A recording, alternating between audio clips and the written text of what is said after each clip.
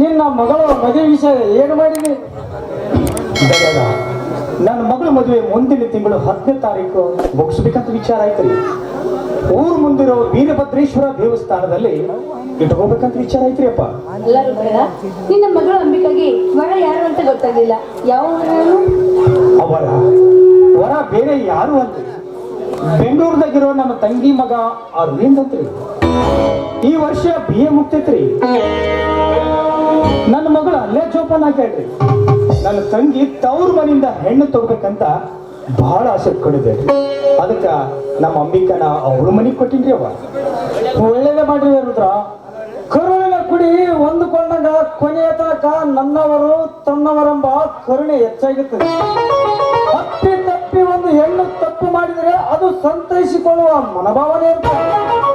ಮೇಲಾಗಿ ತಂಗಿ ಮಗ ಒಂದೇ ಮನೆ ಅಂತ ವರೋಪಚಾರ ಏನಾದ್ರು ಮಾತಾಡಿದೇನು? ಇಲ್ರಿ ಗಂಡು. ನನ್ನ ತಂಗಿ ತವ್ರ ಮನೆಯಿಂದ ಹೆಣ್ಣು ತಗೋಬೇಕಂತ ಬಹಳ ಆಸೆ ಇಟ್ಕೊಂಡಿದ್ರಿ. ನನ್ನ ಮಗಳು ಕೊಟ್ರೆ ಸಾಕು ಅಂತ ಹಿರಿಕಿದ್ರಿ.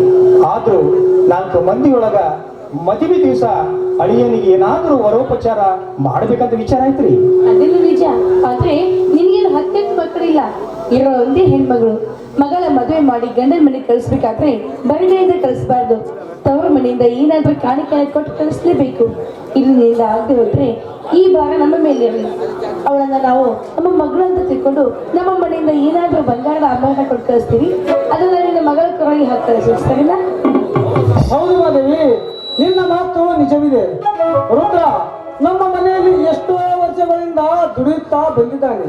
ಅವನ ಮಗಳ ಮದುವೆ ಮಂಟಪದಲ್ಲಿ ಮಗಳಿಗೂ ಮತ್ತು ಅಳಿಯನಿಗೂ ಚಿನ್ನದ ಸರ ಹಾಕಿ ಮೈ ತುಂಬ ಬಟ್ಟೆ ಮಾಡಿದರೆ ನೋಡ್ರುದ್ರ. ಈ ನಿನ್ನ ಮಗಳ ಮದುವೆ ವ್ಯವಸ್ಥೆಗಾಗಿ 10,000 ರೂಪಾಯಿ ಕೊಡ್ತಿದ್ದೀನಿ.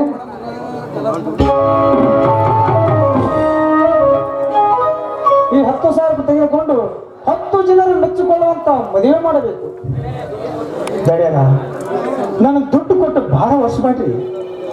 ದೊಡ್ಡ ಕೂಡ ಇರೋ ನೀವಿಬ್ರು ಮದುವೆ ಮಂಟಪಕ್ಕೆ ಬಂದು ಮಧುಮಕ್ಕಳಿಗೆ 4 ಕಾಳ ಅಕ್ಷತೆ ಹಾಕಿದ್ರೆ ಅದೇ ನನಗೆ ಕೋಟಿ ರೂಪಾಯಿ ಕೊಟ್ಟು ಸಂತೋಷ. ದೇವರು ಕೊಟ್ಟ ಶಕ್ತಿಯೊಳಗ ನಾನು ಮದುವೆ ಮಾಡಿ ಮುಗಿಸ್ತೀನಿ ಅಪ್ಪ. ನೋಡ್ರುದ್ರ, ನೀನು ತುಂಬಾ ಸ್ವಾಭಿಮಾನ ಮನುಷ್ಯ ಅಂತ ನಮಗ್ ಗೊತ್ತು. ಇಂಥ ವಿಷಯದಲ್ಲಿ ಯಾವತ್ತೂ ಸಂಕೋಚ ಪಡಬಹುದು. ಮದುವೆ ಅಂದ ಮೇಲೆ ಹೆಚ್ಚು ಕಮ್ಮಿ ದುಡ್ಡು ಬೇಕಾಗುತ್ತದೆ.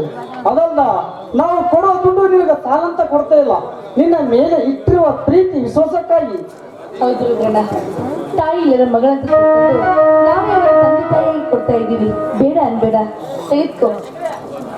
ಅವರ ನನಗೆ ದುಡ್ಡು ಕೊಟ್ಟಿನಂತೆ ತಿಳಿದು ನನ್ನ ಮಗಳ ಮದುವೆಗೆ ಬರೋದು ನಿಲ್ಲಿಸಿದ್ರೆ ನಾನು ನಿಮ್ಮನೆಗೆ ಒಂದು ಹೆಜ್ಜೆ ಇಡುದಿಲ್ಲ ನೋಡಿ. ನಿನ್ನ ಮಗಳ ಮದುವೆ ತಪ್ಪಿಸಿದರೆ ನೋಡಿದ ಜನ ಏನನ್ನುತ್ತಾರೆ ಗೊತ್ತೇ? ಧನರಾಜ ದಣಿ ರುದ್ರ ಒಂದೇ ಮನೆಯವರು ಅಣ್ಣ ತಮ್ಮಂದಿರಂತೆ ಅಥವಾ ತಂದೆ ಮಗ ಮಕ್ಕಳಂತೆ ತಿಳಿದುಕೊಂಡಿದ್ದಾರೆ ಜನ. ನಿನ್ನ ಮಗಳ ಮದುವೆ ಅಲ್ಲ, ನನ್ನ ಮಗಳ ಮದುವೆ. ಖಂಡಿತ ಬಂದೇ ಬರ್ತೀನಿ ನನ್ನ ಮಗಳ ಮದುವೆಗೆ. ಬಹಳ ಸಂತೋಷವಾಯ್ತು ಜಡ. ನನಗೆ ನಿಮ್ಮ ಮಾತಿನಿಂದ ಬಹಳ ಸಂತೋಷವಾಯ್ತು. ನನ್ನ ಮಗಳ ಮದುವೆಗೆ ಈ ನಿಮ್ಮ ಮಗ ಮಾತೇಶ್ ದಣಿಯವರು ಬರ್ಬೇಕಲ್ರಿ? ಅದಕ್ಕೆ ಅಂತೆ ನಾಳೆನೇ ಫೋನ್ ಮಾಡ್ತೀನಿ. ಮದುವೆಗೆ 4 ದಿವಸ ಮುಂಚಿತವಾಗಿ ಕರೆಸ್ಕೊಳ್ಳೋಣ. ಮಾದೇವಿ, ನೀನೇಕೆ ಫೋನ್ ವಿಷಯ ತಿಳಿಸ್ತೆ? ಅವನೇ ಇನ್ನು 10-15 ದಿವಸಗಳಲ್ಲಿ ವಿದ್ಯಾಭ್ಯಾಸ ಮುಗಿಸಿಕೊಂಡು ಇದೇ ಊರಿಗೆ ಬರ್ತಾನ. ನಾಳೆ ನಾವು ಮದುವೆಗೆ ಹೋಗುವಾಗ ಕರೆದುಕೊಂಡು ಹೋದ್ರಾಯ್ತು. ಹೌದ್ರಿ ದಣಿ, ಚಿಕ್ಕ ದಣಿಯವರು ಇನ್ನೂ ಸ್ವಲ್ಪ ದಿನಗಳಲ್ಲೇ ಬರೋದು ನನ್ನ ನೆನಪಿಲ್ಲ ನೋಡಿ. ದೇವ್ರಿಗೆ ಕೂಡಿಸಿದಂಗ ಎಲ್ಲ ಸಮಯಕ್ಕೆ ಬಂದ್ರ ಆಯ್ತ್ರಿ. ನನ್ನ ಮಗಳ ಮದುವೆ ಚೆನ್ನಾಗಿ ಆಗ್ತೈತ್ರಿ.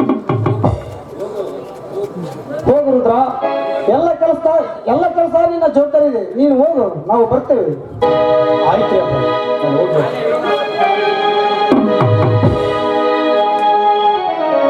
ಮಹಾದೇವಿ, ನಾನು ಸ್ವಲ್ಪ ತೋಟದ ಕಡೆ ಹೋಗಿ ಬರ್ತೇನೆ. ನೀನು ಒಳಗೆ